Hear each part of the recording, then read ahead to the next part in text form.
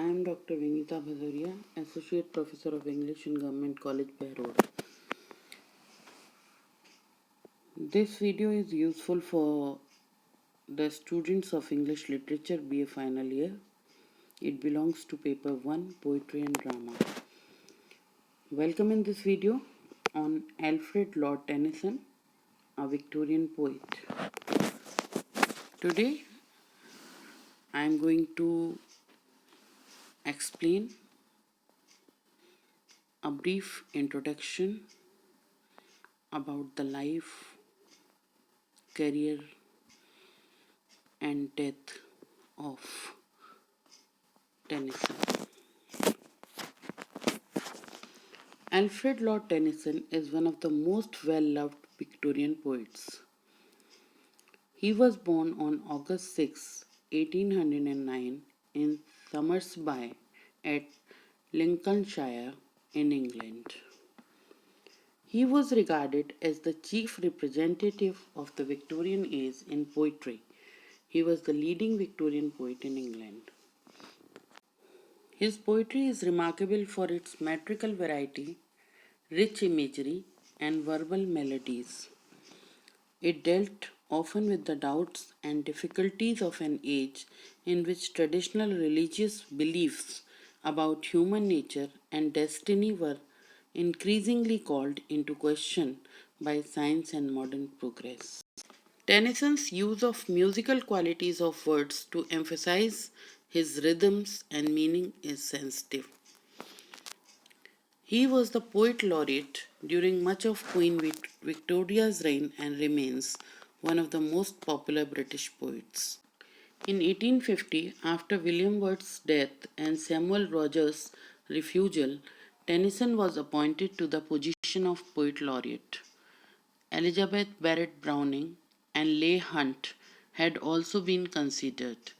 He held the position until his own death in 1892, the longest tenure of any laureate. That means 1850 to 1892. Tennyson fulfilled the requirements of this position by turning out appropriate but often uninspired verse, such as a poem of greeting to Princess Alexandra of Denmark when she arrived in Britain to marry the future King Edward VII. In 1855, Tennyson produced one of his best known works, The Change of the Light Brigade, a dramatic tribute to the British cavalrymen involved in an ill advised charge on 25th October 1854 during the Crimean War.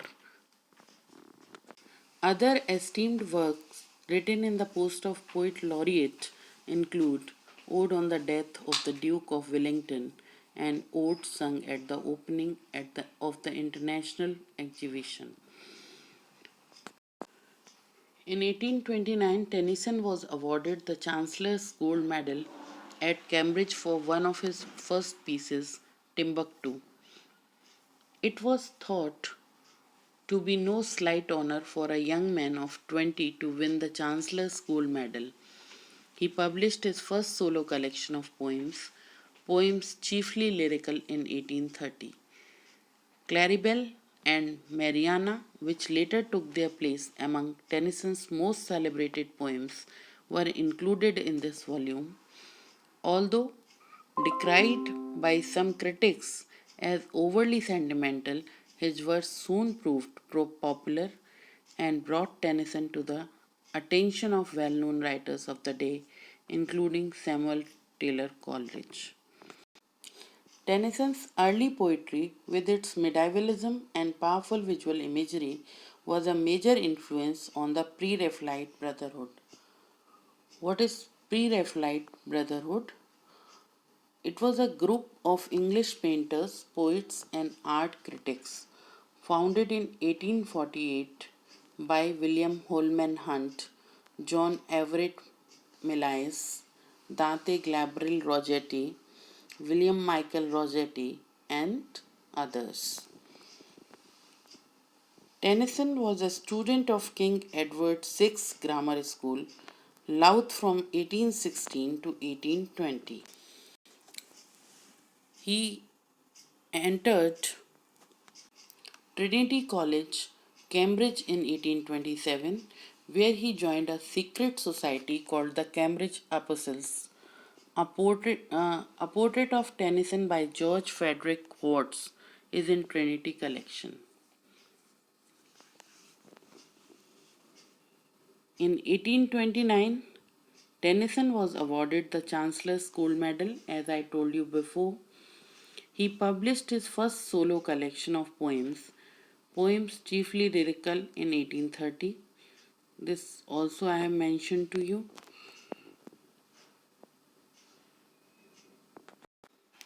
Tennyson used a wide range of subject matters, ranging from medieval legend to classical myths and from domestic situation to observations of nature, as source material for his poetry. The influence of John Keats and other romantic poets published before the during his published before and during his childhood is evident from the richness of his imagery and descriptive writing.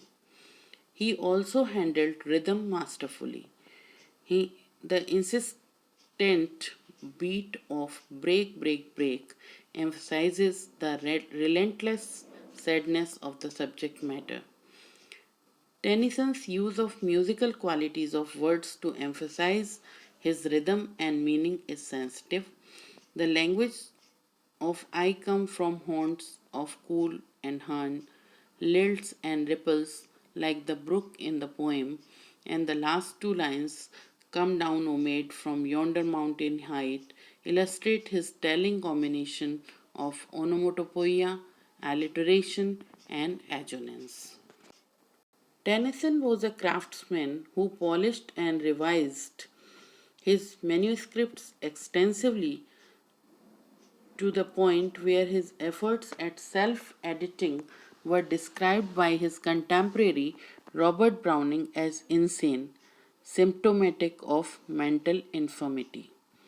His complex compositional practice and frequent redrafting also demonstrates a dynamic relationship between images and text, as can be seen in many notebooks he worked in. Few poets have used such a variety of styles with such an exact understanding of meter. Like many Victorian poets, he experimented in adapting the quantitative meters of Greek and Latin poetry of English. He reflects the Victorian period of his maturity in his feeling for order and his tendency towards moralizing. He also reflects a concern common among Victorian writers in being troubled by the conflict between religious faith and expanding scientific knowledge. He possessed a strong poetic power, with his early readers often attributed to his Englishness and his masculinity. Well known among his longer works are Maud and Idylls of the King. The latter, arguably the most famous Victorian adaptation of the legend of King Arthur and the Knights of the Round Table. A common thread of grief, melancholy, and loss connects much of his poetry, including Mariana, The Lotus Eaters, Tears, Idle Tears, In Memoriam, etc., possibly reflecting Tennyson's own lifelong struggle with debilitating depression. He famously described the saddest of all English poets, whose technical mastery of verse and language provide a surface of his poetry's depths to the abbeys of sorrow. Many of his poems are about the temptation to give up and fall prey to pessimism, but they also extol the virtues of optimism and discuss the importance of struggling on with life. Tennyson was the leading poet of the Victorian age. As, the, as that era ended, his reputation began to fade, though he will likely never again be as acclaimed as he was during his lifetime. Today, Tennyson is once more recognized as a gifted poet who delved into eternal human questions and who offered both solace and inspiration to his audience. In the last, the poet suffered from gout and experienced a recurrence that grew worse in the late summer of 1892. Later that year, on October 6, at the age of 83, Tennyson passed away at his Eldworth home in Surrey. He was buried in Westminster Abbey's Poets' Corner.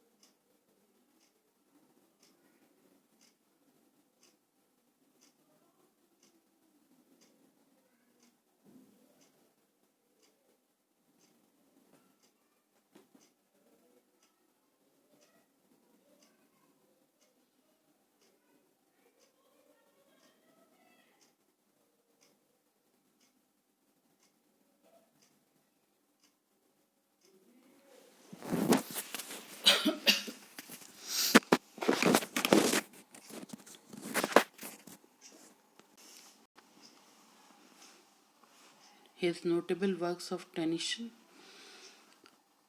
Nothing Will Die, All Things Will Die, The Dying Swan, The Kraken, Mariana, Lady Clara, Lotus Eaters, The Lady of Shalott, Flower in Crannied Wall, Harold, Revenge, Odyssey, Ulysses, Crossing the Bar, The Foresters, a play with incidental music by Arthur Sullivan. These are few works of Tennyson. Now I can say that Tennyson was one of the greatest Victorian poets. He is called the most representative poet of his age. His poetry shows the whole image of the age: religious doubts and disbeliefs, social vice and problems, political problems, industrial revolution and impact of capitalism, the revolt of the cultured against corrupt society, adventurous minds, heroic spirits were the main characteristics of the Victorian age, which are portrayed in his poetry. He is a unique poet in the sense that he materializes Greek mythological stories not to tell us the legendary story of the Greek, but to tell us the Victorian age, its people, their manners, morals, and beliefs. He fuses classicism and modernism together in his poetry. His great poems like Ulysses, The Lotus Eaters, Locksley Hall, The Lady of Shalott, In Memoriam, Maud, Tithonus, Oinon, The Princess, Morte the Otter, A Dream of Fair Woman are typically about Victorian men and women. Most of the poems of Tennyson reflect the vital problems of the industrial and moral life of the age. Different conflicts have created restlessness in society. In the poem Ulysses, which is prescribed in your course, we find as a restless person, the king Ulysses as a restless person. He prefers passing his time in action, adventure, but not in quite a peaceful and an unexciting manner as an ideal king. Next, adventurous spirit. New and newer inventions and discoveries were other characteristics of the age, which is Victorian age. Ulysses is the most important example of the adventurous spirit who always wants to see the unseen and know the unknown.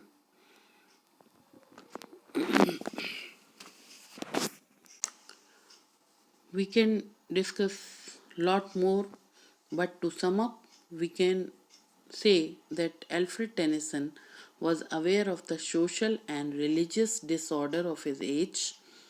He presents the Victorian age more than any other poet. He played his role as a choral teacher of the age. For this reason, Alfred Lord Tennyson is often called the representative of the Victorian poets. Thank you very much.